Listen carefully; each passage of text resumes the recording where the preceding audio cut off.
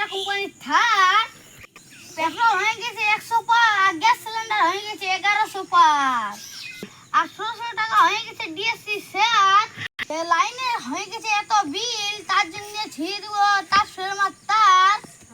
বাপের মাথায় টেনশন ঢুকে গেছে, কি করে দোকানে শোধাবো ধার।